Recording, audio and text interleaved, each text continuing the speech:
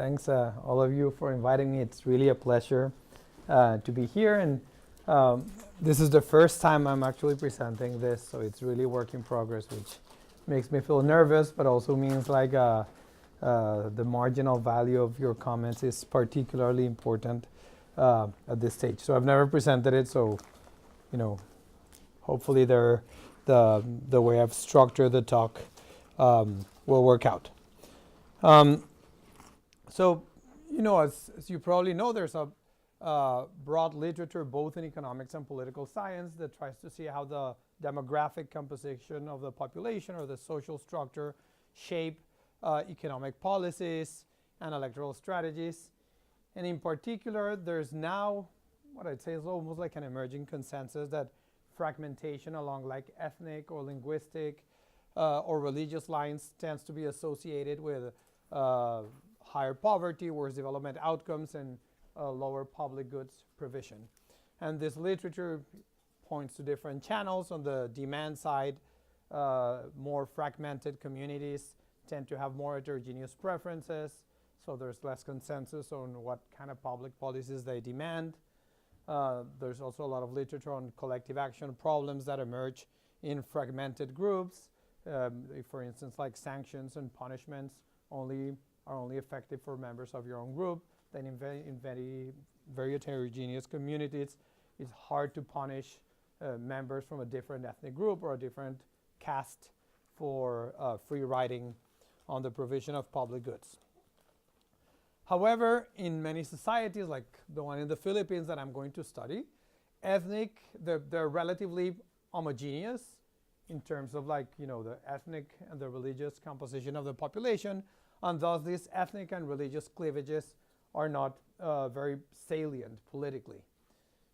That said, there are other types of social divisions and other personal connections of politicians that still are very important. And I'm going to focus here on one type of actor that is very relevant in the Philippines, particularly in politics, which are clans or extended families. And as we'll argue, in this context, the existence of multiple clans or families, as opposed to only a handful of them, can in fact trigger more political competition and influence the electoral strategies of politicians in a way that leads to more provision of public goods. So in this paper, what we're going to study is the role of social fragmentation on public goods provision and political competition in the Philippines. Something that's going to be novel from a measurement point of view here is that unlike, for instance, religious or ethnicity, in which we can use population censuses in which people self-declare what's their ethnic affiliation or their religious, and then we can just compute shares of the population in different ethnic groups or different religions quite easily. An extended family or a clan is an object that it's much harder to measure or to define. So what we're going to use is this community detection algorithms that I'll explain in detail to identify all extended families in the full set of family or networks in the Philippines in over 15,000 villages. So for each village in the Philippines, we'll have the full family network, and we'll be able to identify in every village roughly how many clans or extended families there are. Then we compute a measure of social fragmentation based on the number of extended families. So a very fragmented village will be a village in which the inhabitants of that village belong to many different clans as opposed to only one clan. And as a preview of the findings, we'll show you that in fact public goods provision is higher in relatively more fragmented villages, meaning in villages that have several different clans as opposed to only one predominant clan or a handful. And what we'll argue is like social fragmentation leads to stronger electoral and political competition. We'll show you this. And a more even distribution of political influence, or a lower extent of elite capture, if you mean, in these more fragmented villages. And we're going to show you win margins are lower in elections. There's a larger number of individuals running for public office in more socially fragmented communities. And voters, we have survey data in which we asked voters to list the influential leaders or members of their community.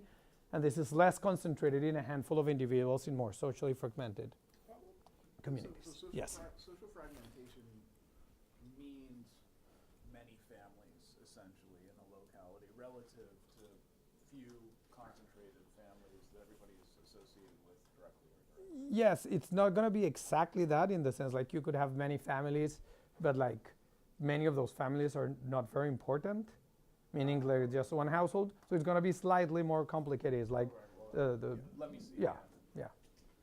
But that's the gist of it. Yeah.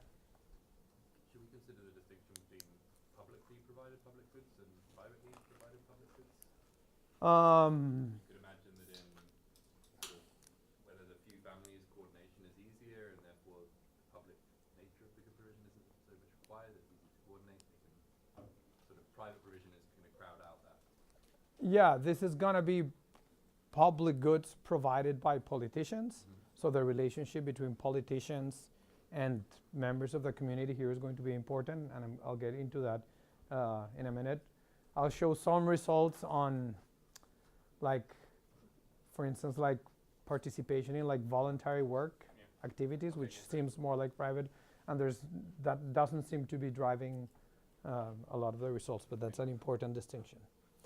Let me not spend a lot of time on the related literature, but like we're naturally building on a literature that looks at how this, fragmentation or social and cultural factors shape the incentives for public goods provision, starting with the, influential work of Easterly and Levine, and Miguel and Gugerty, and more recently, both in economics and political science, there's been work trying to understand in more detail what are the channels through which fragmentation may hinder public goods provision, but mostly focusing on either, caste or ethnic fragmentation.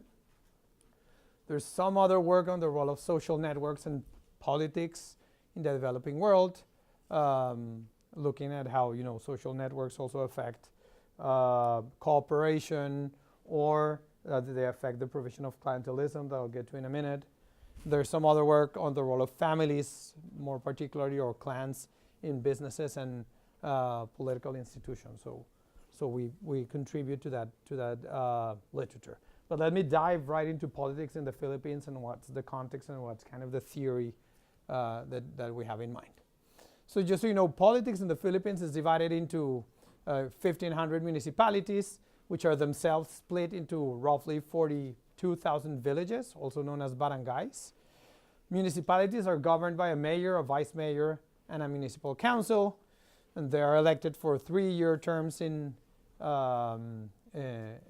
these municipalities, which, as I said, municipalities are in turn composed of several villages.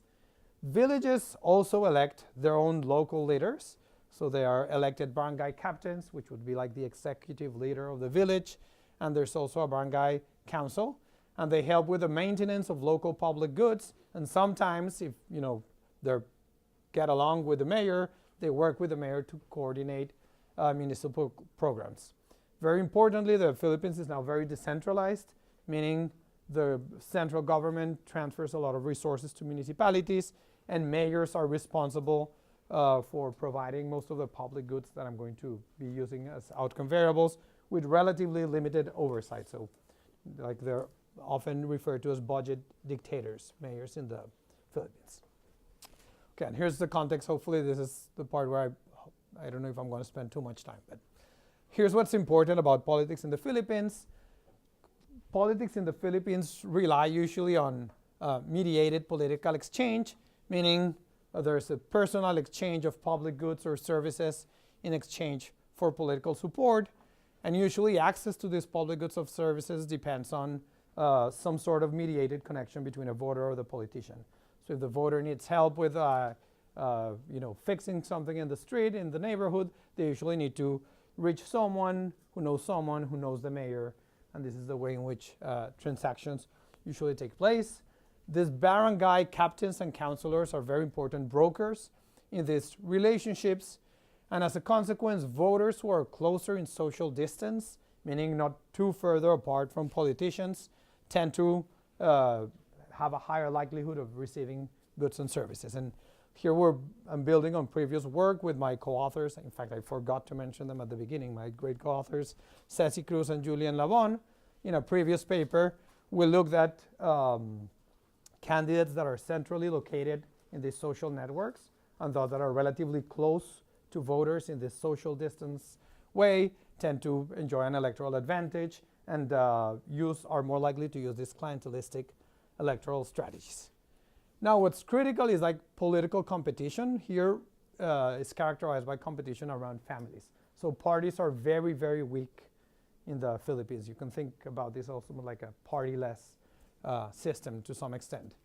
And there are several reasons why parties are somewhat effective political units. They play an important role in reputation, and many of the loyalties and political alliances can be transferred to other members of the families and the generation, so you can bequeath your web of supporters to other members of your family. Behavior, and this is going to be very important, as I'll show you, behavior is regulated by strong cultural norms that extend beyond immediate relatives. So there's this very Filipino concept of utang na loob, which means debt of reciprocity, which means, if someone does something for you, you're indebted to that person. But it extends beyond you. If someone does something for your father, you and all of the extended family usually feel a debt of reciprocity for that person who helped your father. And also important for describing what goes on in terms of political competition here, the cohesion and hierarchy within families often implies that vote buying transactions can be made with family heads, and family heads will often then deliver the votes of most members of the extended family. So this is what I'm trying to explain here. So extended families often represented by a handful of influential leaders. Candidates, the way they'll campaign is that they'll seek to get the support of those influential leaders who will then deliver the votes of all the family members. And here's what's critical for our so-called theory. As the number of families increases, political influence is going to be more broadly distributed, and it becomes more challenging for candidates to make transactions with many families as opposed to only one family. And then providing public goods becomes relatively more attractive when you have a fragmented family that having to make deals with many different families. This is what's going to be critical. Yes? What's the, what sort of mobility is there in the Philippines across villages? Very limited. Across units? So there's some migration to the cities. That's the most common way of mobility is like, if someone just moves to a city, but like rural to rural migration is relatively rare. That's going to be important, as you'll see, even for measurement issues, for identifying which are the relevant families. But do you have in mind something about like a possibility of exit affecting this? I was thinking more about the degree to which, if you have perfect mobility, you could imagine some kind of sorting argument where the public goods outcome is more to do with preferences for public goods as opposed to the structure of the family. Like if you used to have some kind of TB sorting, Yeah. because this is like local public goods, right? Yes. And if different people have different preferences for public goods, and they also have that those preferences are in some way correlated with the structure of their family size or something, then you can imagine in a sort of perfect mobility society as that being as an the public provision is going to be an equilibrium outcome as opposed to what I think you're getting at. Yeah. With limited mobility, it seems like a bit of a stretch, but Yeah. Well, how when that that's how we usually think about local public goods. Yeah, exactly. Yeah. Well,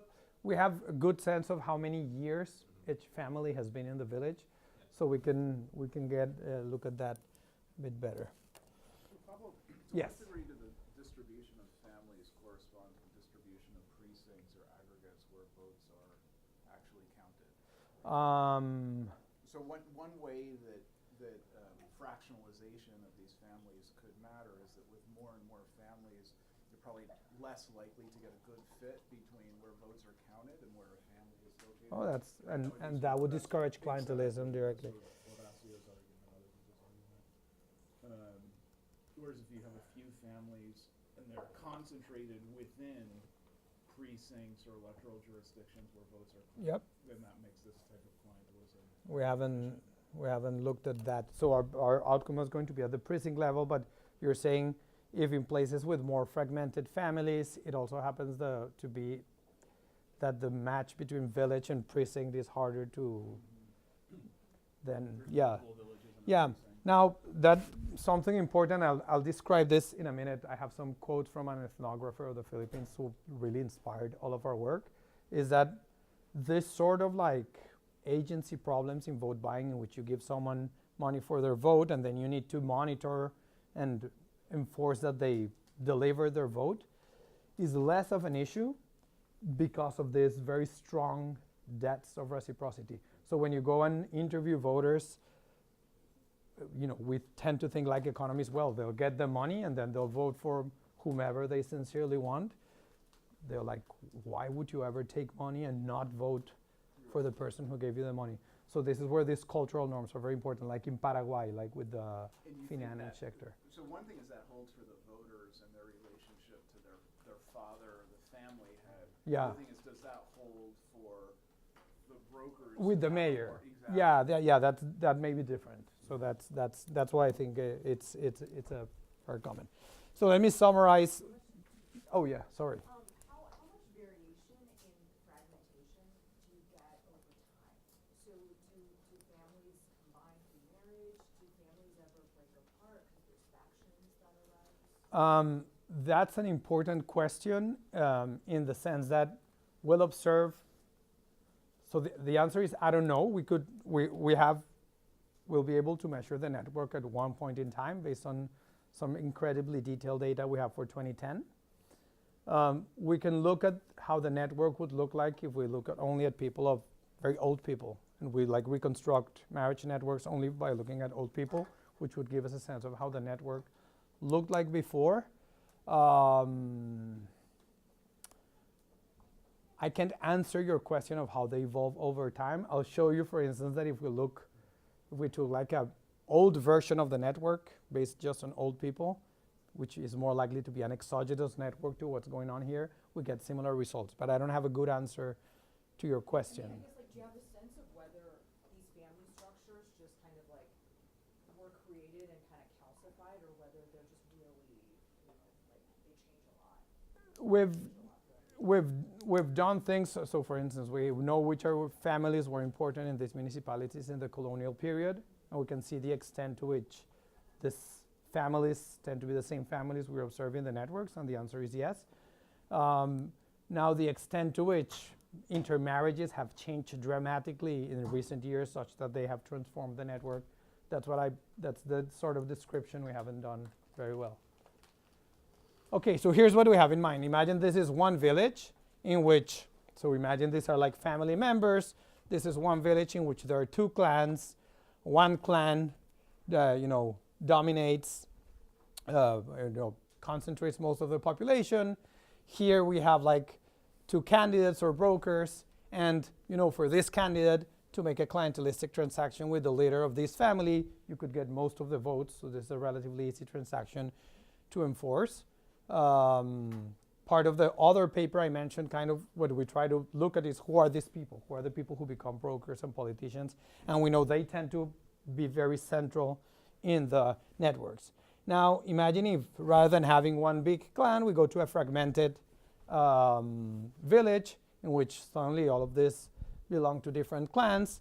Then this candidate or politician would now have to make separate transactions with 4 as opposed to one clan. In fact, what we'll show you is that what's more likely to happen in this place is that you'll have some other third leader emerge here to engage in these transactions. But in general, what we'll see is like this sort of clientelistic or mediated exchange becomes way more complicated when there's social fragmentation and you have to enforce transactions with many different groups.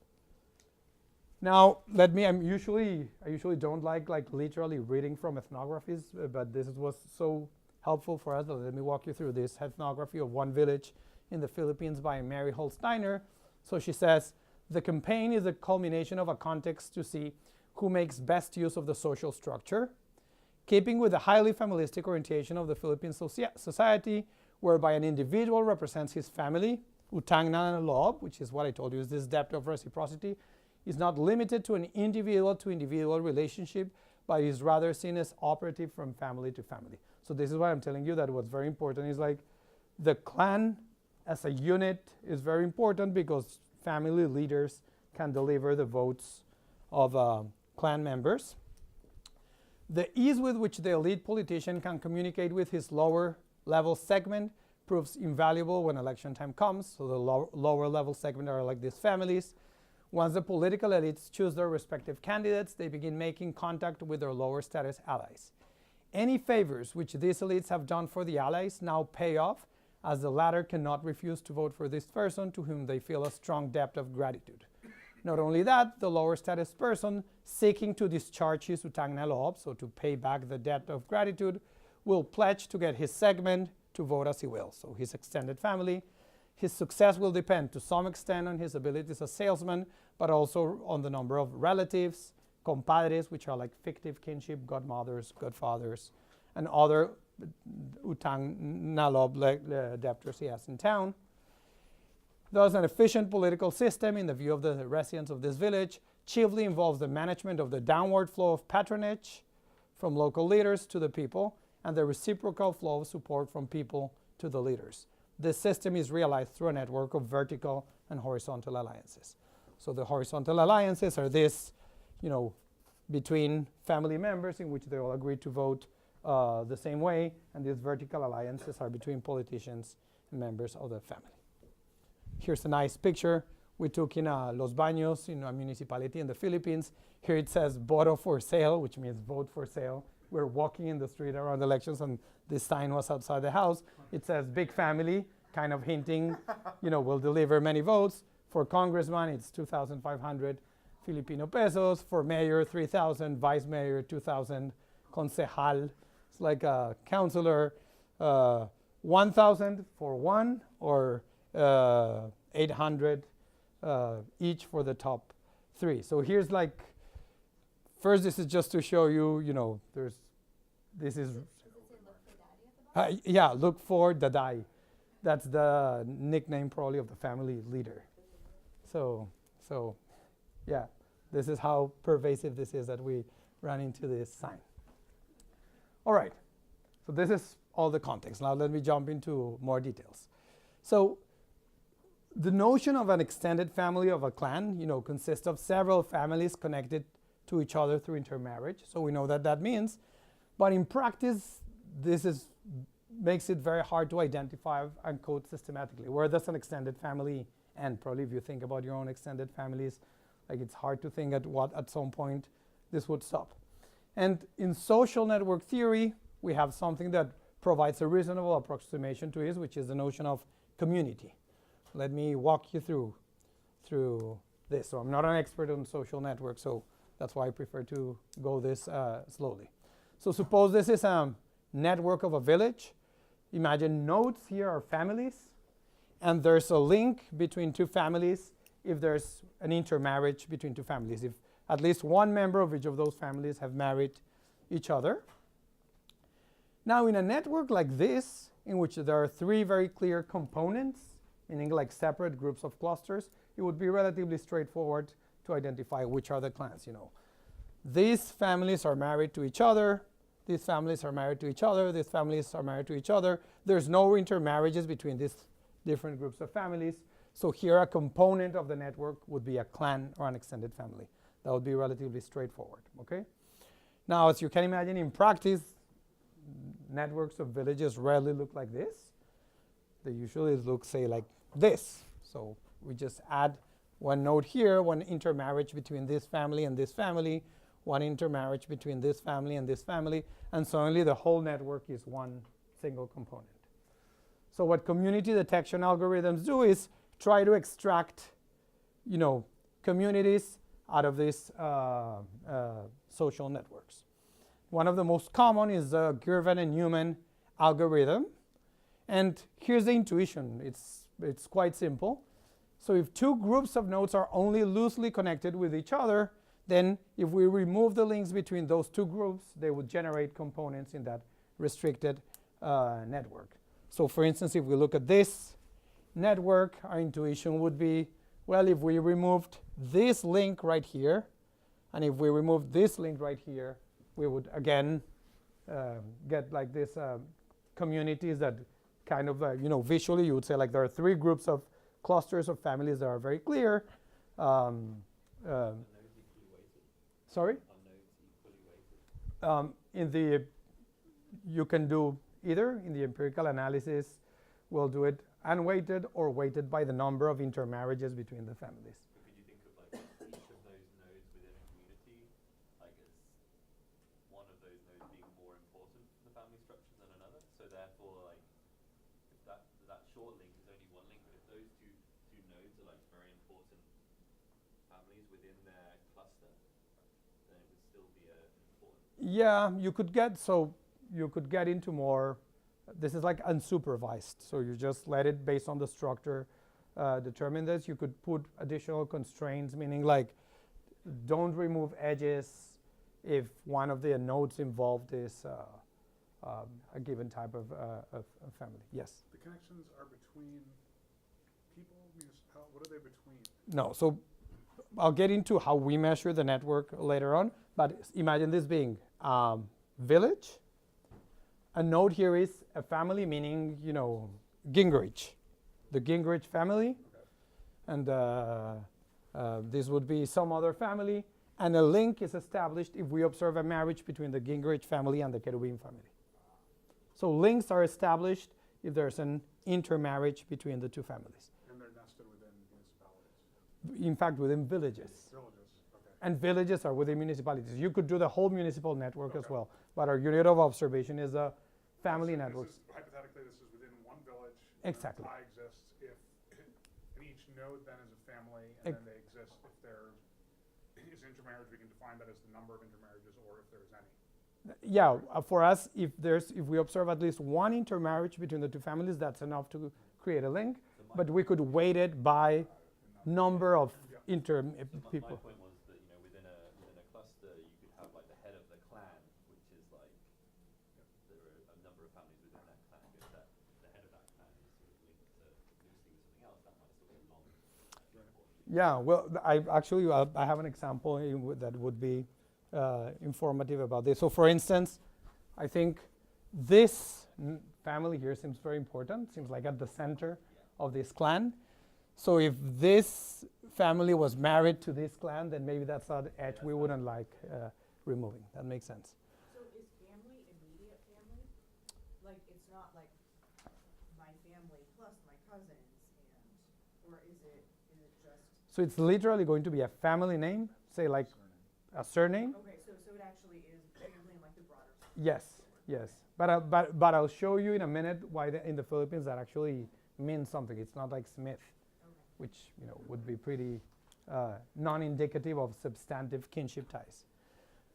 So what this algorithm does is like take edges with high betweenness centrality, and those are the ones that tend to connect communities. So here's an example of what's an edge with high betweenness. Suppose this is a network. So again, these are like different networks. This would be an edge with very high betweenness because it's an edge that tends to connect different groups of nodes. So literally the measure of edge betweenness is you calculate the number of shortest paths between nodes in the network that have to go through that edge. So imagine every single connection between these nodes and these nodes here have to go necessarily through this edge. That gives an edge high betweenness. It connects different groups. For instance, this edge doesn't have any betweenness. It only connects these two nodes.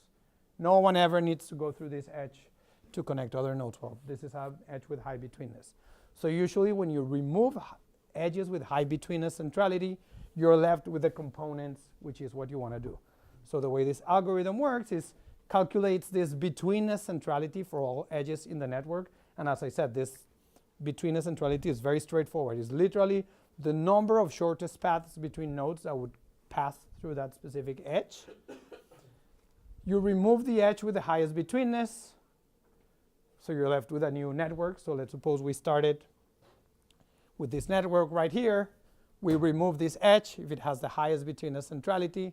we have a new restricted network without that edge.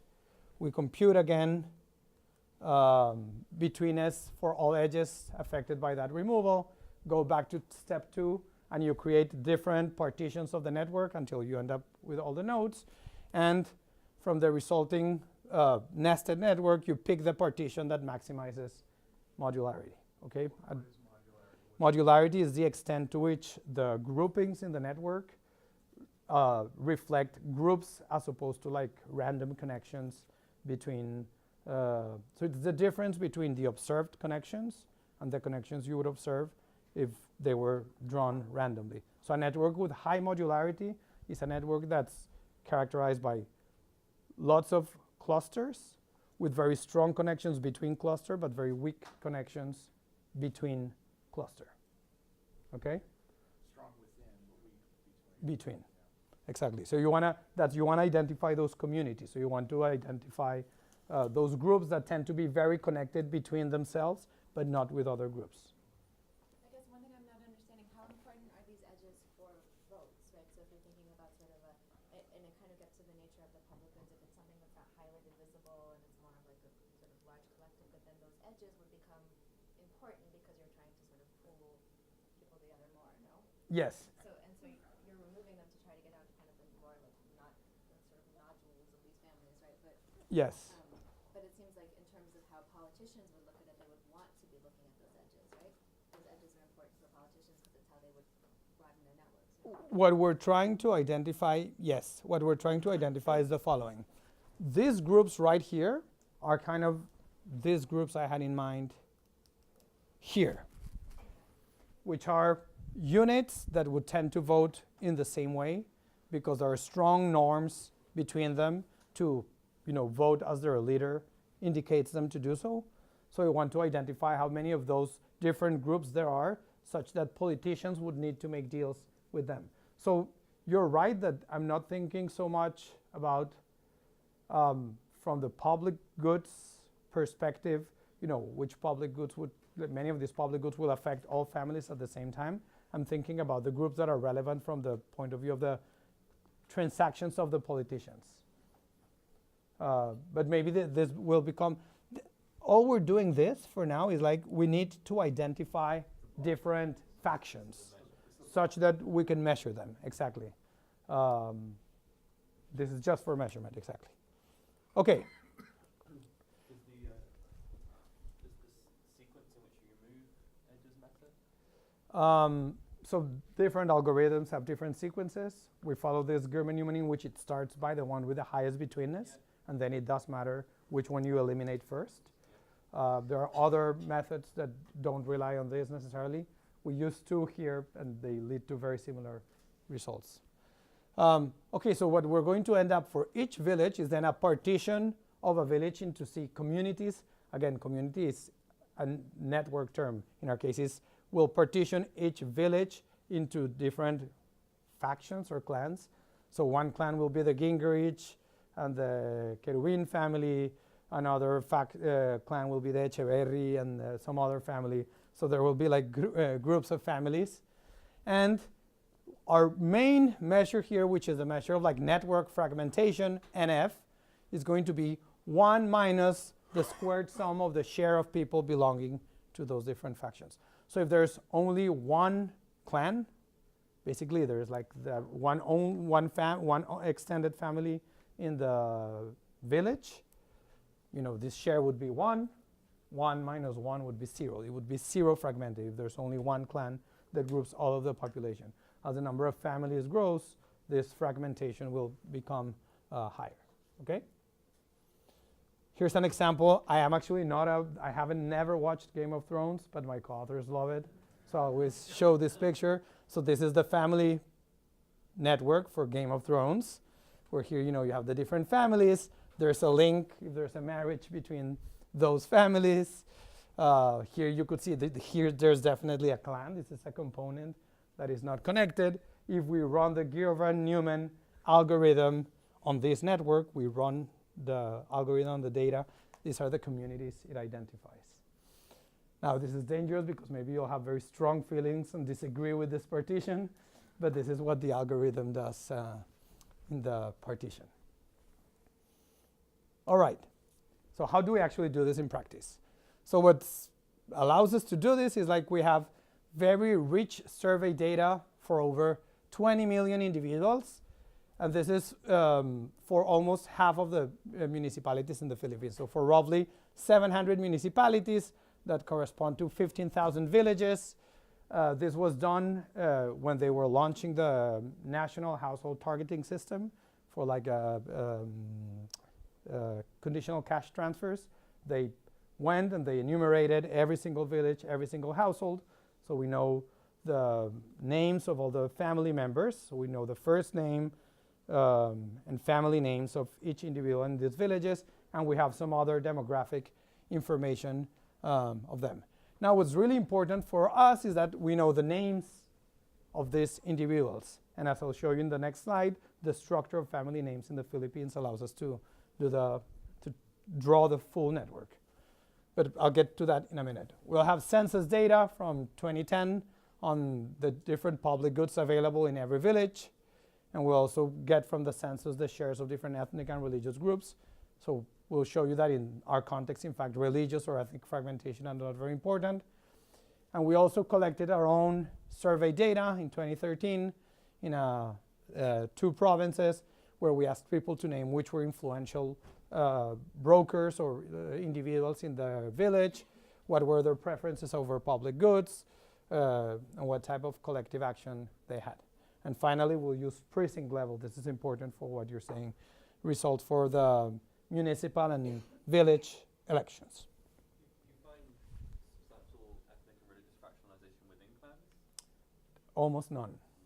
Almost none. So there's the Philippines is predominantly Catholic, and there's large Muslim population in the south, but within municipality or within village, there's hardly any fragmentation. That's why this is not particularly important in this context. Okay, so here are the features of naming conventions in the Philippines that makes this data set so useful. Each individual carries 2 family names. So there's the first name, there's the middle name, and there's the last name. The first name is the given first name. The middle name is always the mother's maiden name, or for married women is their father's family name. And the last name is just the father's surname or the husband's name for married women. So it's similar to Latin America. So I'm Pablo Querubin Borrero, only that in Latin America, the mother's maiden name comes last, while in the Philippines, it's your first name, your mother's maiden name, your father's last name. So this means the following. Just by observing someone's name, we can observe a link in the network. So from my name, Pablo Querubin Borrero, I know that the Querubin family and the Borrero family, there was an intermarriage between them. I can count the number of people with the Querubin Borrero combination of family names, and I could count how many members of, how many kids of those family or how many intermarriages between those families there have been. But for our purposes, we just establishing a link. Just from the roster of names of people in every village, I can observe that link between the networks. Now, what's very important is that within a municipality, a shared family name implies actual family connections. So if I was telling you that I observed someone with a family name Smith Marshall, in the US, you would probably be hesitant to, assume that all the Smiths in the villages are actually related to each other.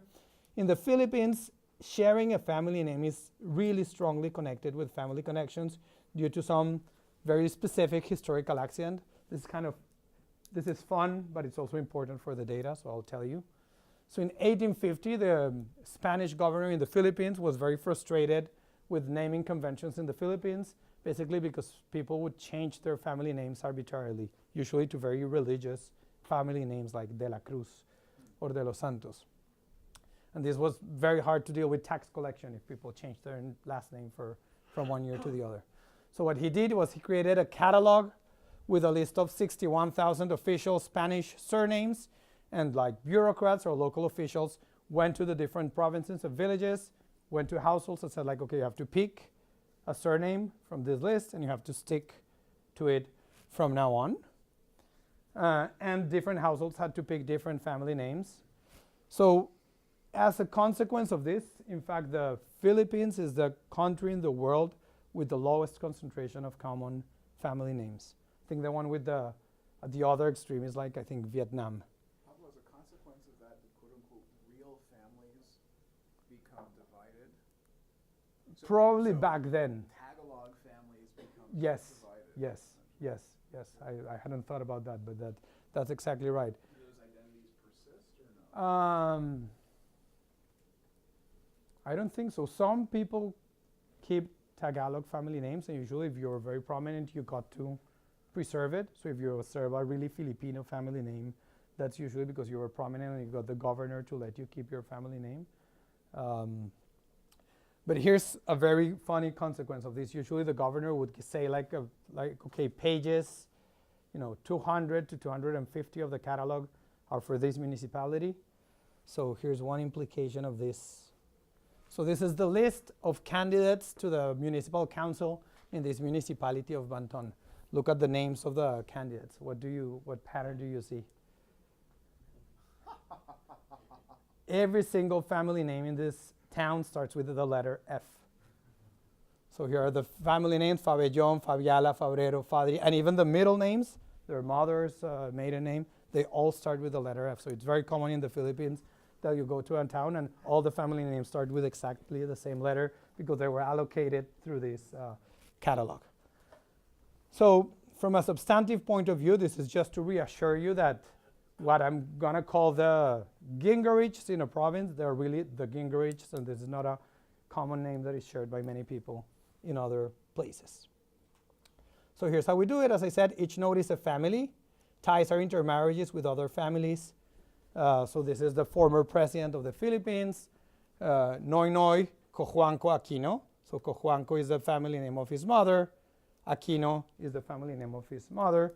Just by observing his name, I would create a link between the Cojuanco and the Aquino families. Then we can look at his cousin, Bam Aguirre Aquino. By the way, these are not the names of these guys, they're nicknames, which are very common in the Philippines. By observing Bam Aguirre Aquino, I know that someone from the Aguirre family also married someone from the Aquino family. So I would create a link between the Aquinos and the Aguirres. Okay? So I just go through all the names in the villages and we can trace this family networks. Now I can go to the empirical strategy. So our analysis is based on cross-sectional regressions of the following form. So YVM is the outcome variable in a village V in municipality M. This is going to be a measure of public goods provision or a measure of political competition. Our most important explanatory or independent variable is going to be NFVM, which is this measure of fragmentation of village V municipality M. What's very important is we're going to include municipality fixed effects all throughout. So our results for sure are not going to be driven by very urban versus very rural municipalities, but we're exploiting variation in network fragmentation across villages within the same municipality. And the biggest threat to identification that we probably won't be able to fully alleviate all of your concerns in this context is that network fragmentation may be correlated with other characteristics of the village that could also affect its ability to get public goods from the mayor. So we'll try to address this in different ways, okay? But what's driving here is we're using this within municipality variation. So let me show you the first set of results.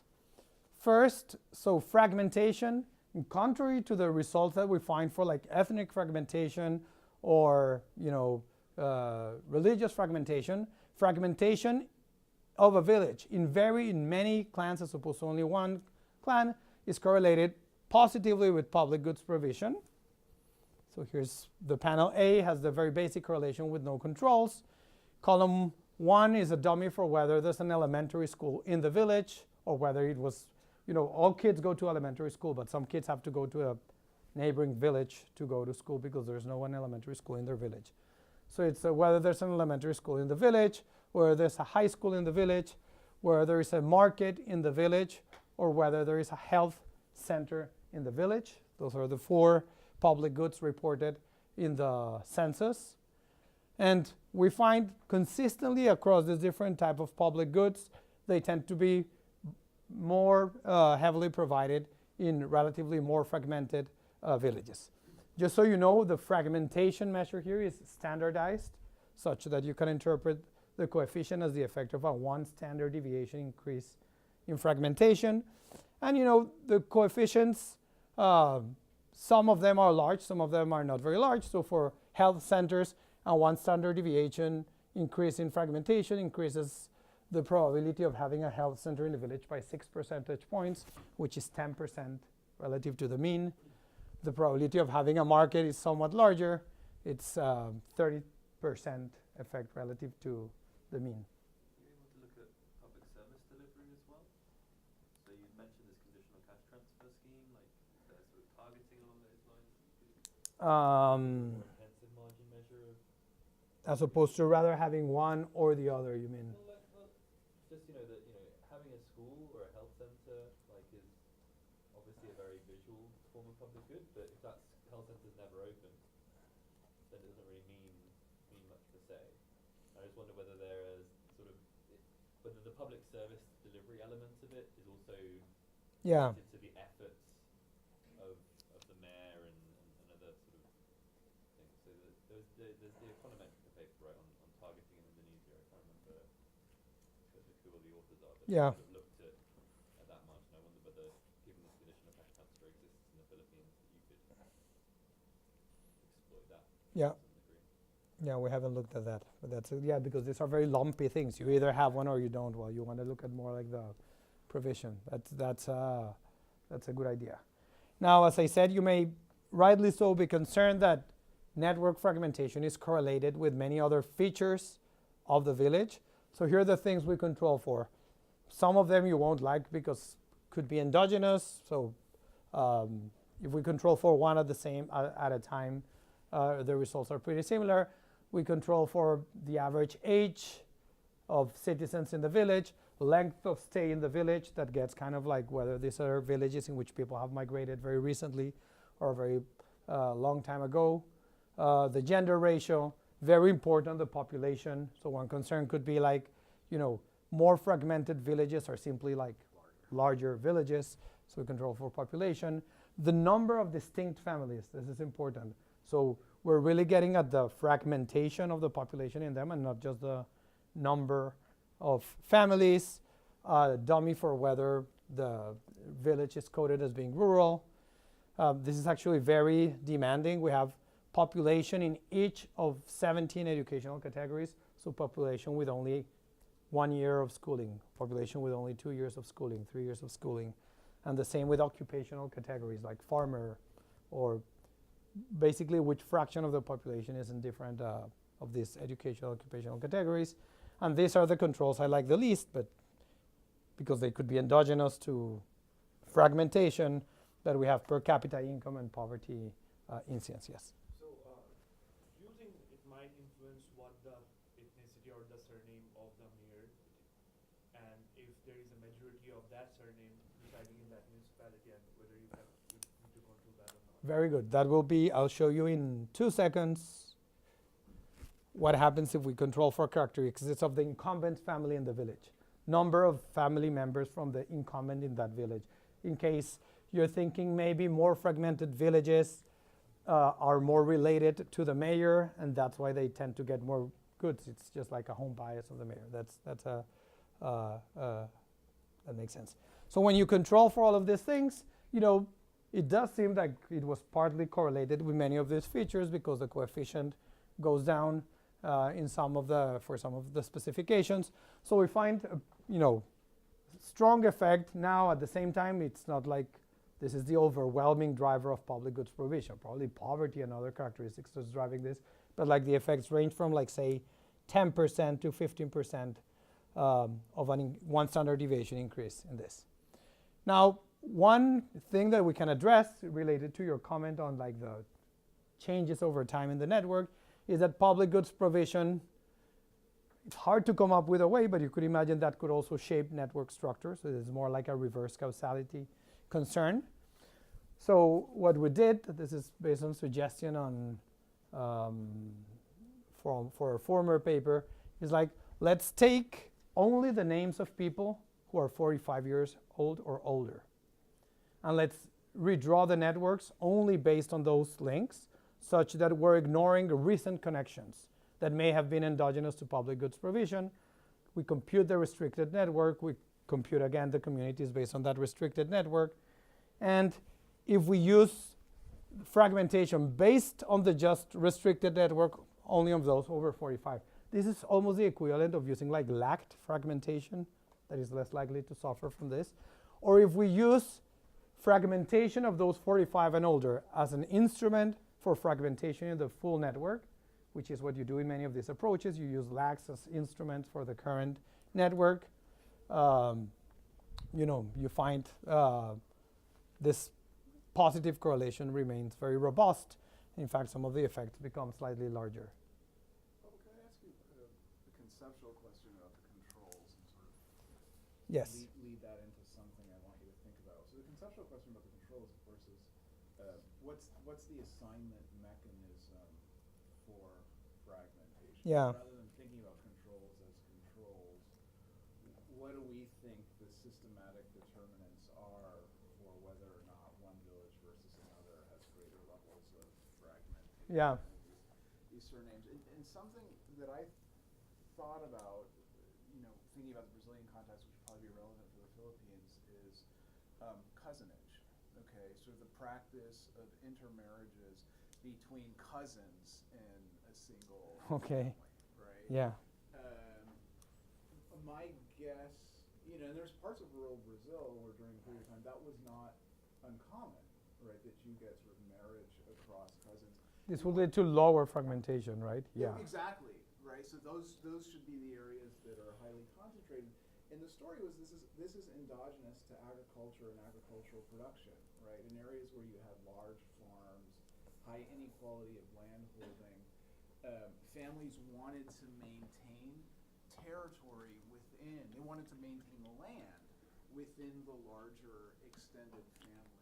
So cousinage, marrying your cousins, is a way of maintaining these large properties within a single family, thereby exploiting economies of scale, which you might not be able to exploit in another context, right? And one could imagine a story where great inequality in land holding can then have consequences for public good provision and political structure. Yeah. So I think the practical implication of what you're saying, which I think it's very relevant, is like maybe this is confounding inequality. Places that are not very fragmented, maybe because they've practiced cousinage for a while, are places in which land is going to be more concentrated. And we also know that inequality could drive public goods provision or strategies. So the non-interesting response to your question is like, yes, we could try to control for inequality, but the deeper question you have in mind is, which is what drives the variation, which usually when you're doing a regression, you want to understand what's driving the variation. It's really hard because it's trying to understand over time what drives the extent to which families only marry among a small subset of them, leading to a clan that is distinctive, or why in some places people tend to marry more broadly across other families, which would tend to increase fragmentation. That's why when I looked at this, one possibility is like, for instance, places in which a lot of education is provided. Education may tend to break the tendency to marry to a small set of families, and that's the reverse causality I had in mind. But like, I don't have a good question to like what drives this variation. Certainly within villages, across villages within the same municipality. Maybe there's good reasons for why in Muslim provinces in the south, the tendencies to marry narrowly versus more broadly are different than in the north. But what drives this variation within municipality? We think it's highly idiosyncratic, probably, but I don't know. Okay, the other thing we do. Oh yes, please. I don't know if you said this before and I somehow missed it. Are the politicians ever linked are these families basically sending out their own guys to, to compete in these elections? So I'm just curious, because if my family has a monopoly over the village, it seems like it'd be really easy for us to just kind of send out our own.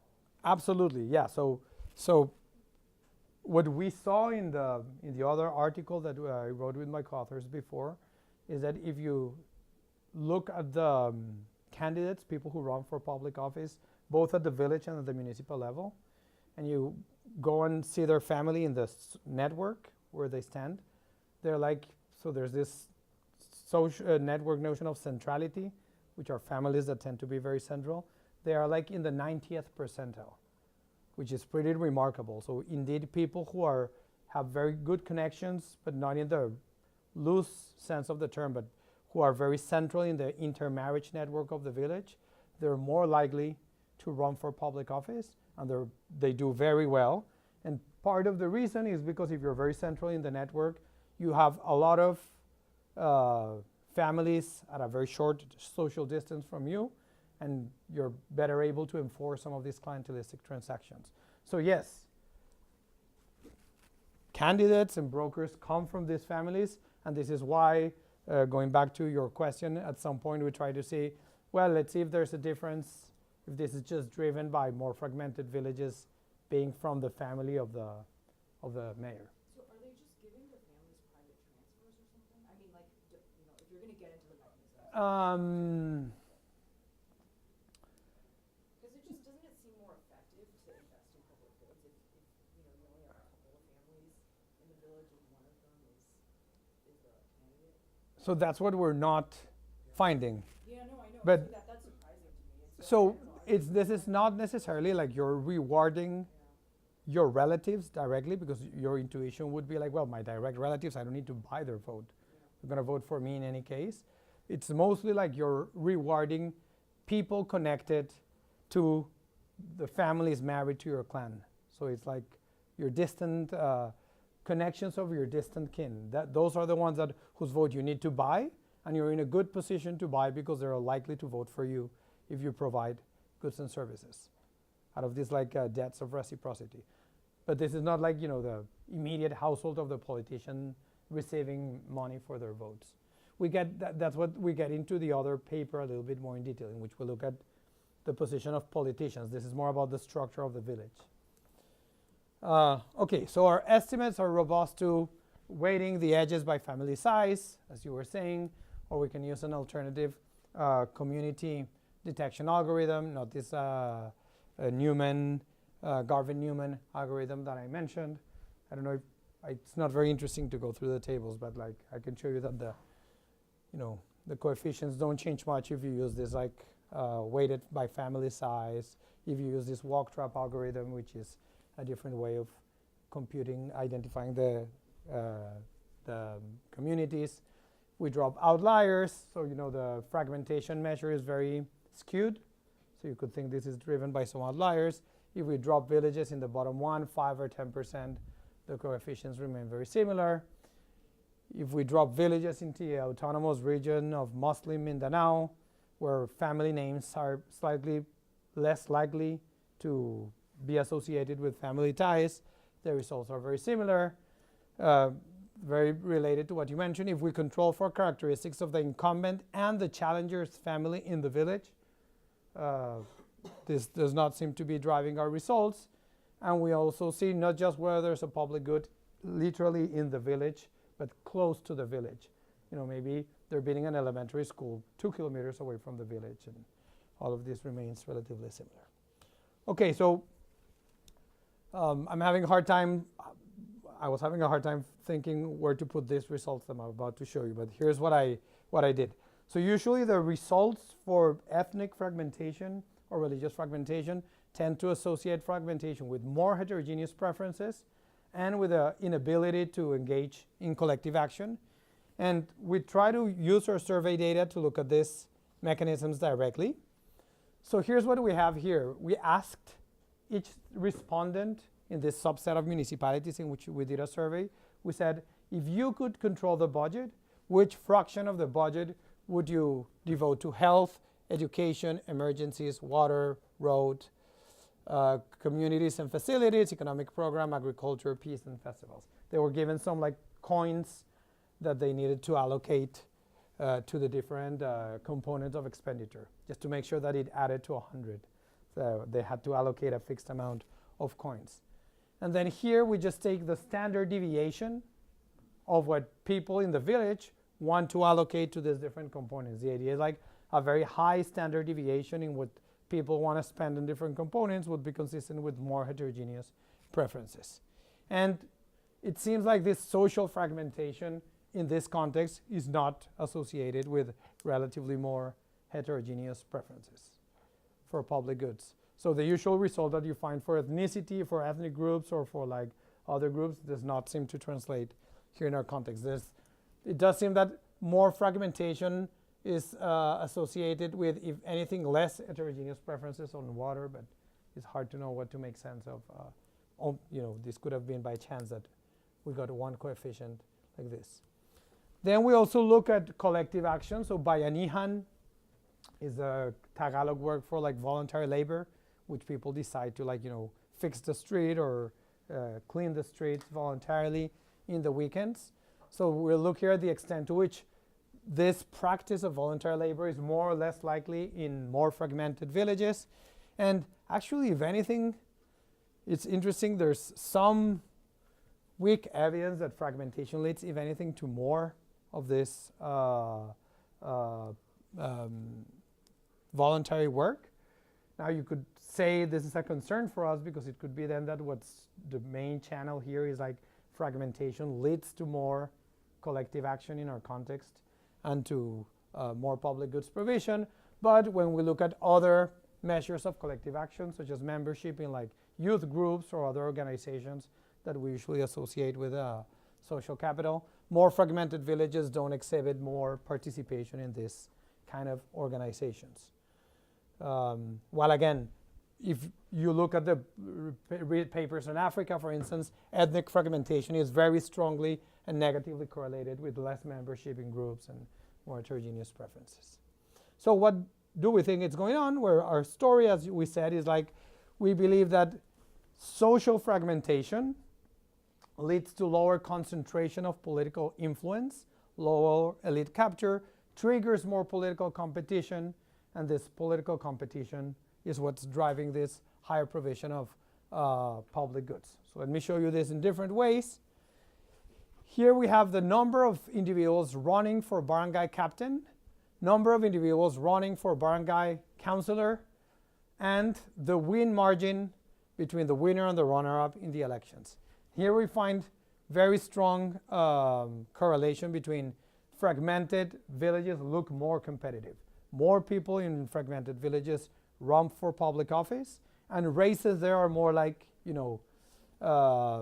competitive. Like the winning margins are lower. This holds when you don't include controls.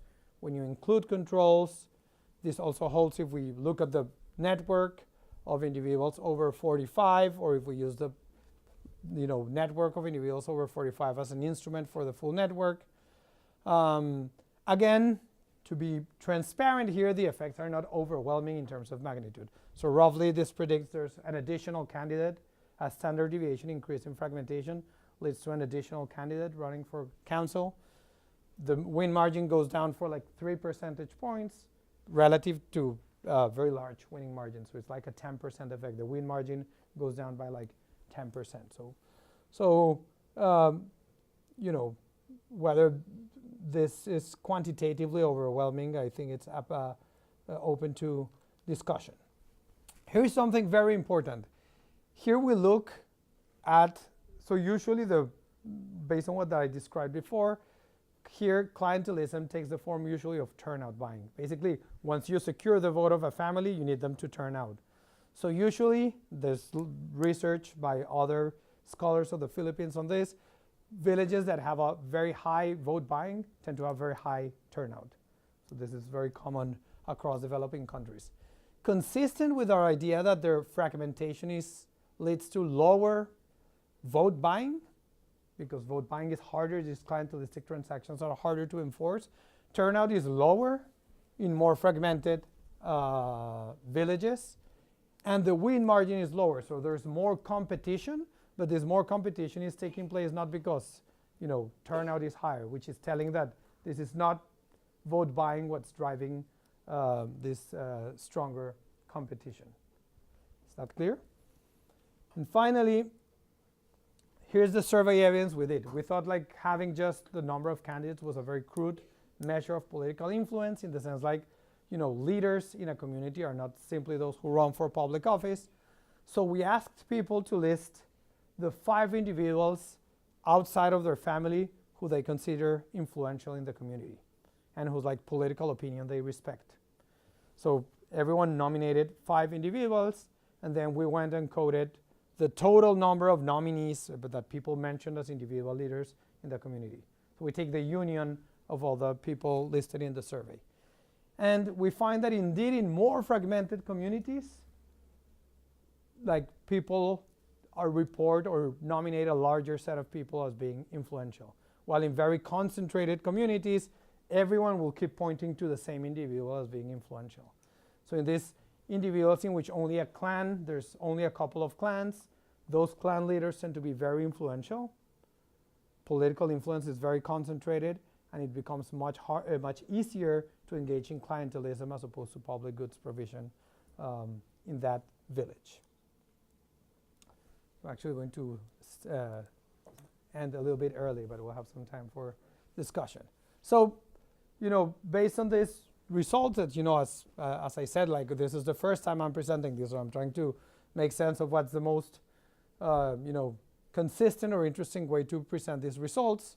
But this suggests like social structure, does condition the extent to which politicians engage in clientelistic practices. Contrary to the findings in other settings, in some instances, social fragmentation may in fact promote more political competition, mostly by decreasing, elite capture or the concentration of political influence, and as a result, it can lead to higher public goods provision, and thus, there's a lot of research on elite capture. I mean, partly, for instance, like what you're trying to do in like circumventing local elites in public service delivery is built on the assumption that like at very local levels of government, political influence is very concentrated. And what we're trying to argue here is like the extent to which a handful of individuals can exert a lot of control is related to this social structure, to the factions and in the community between different leaders. And in some cases, having many different competing groups can be beneficial rather than detrimental for public goods provision.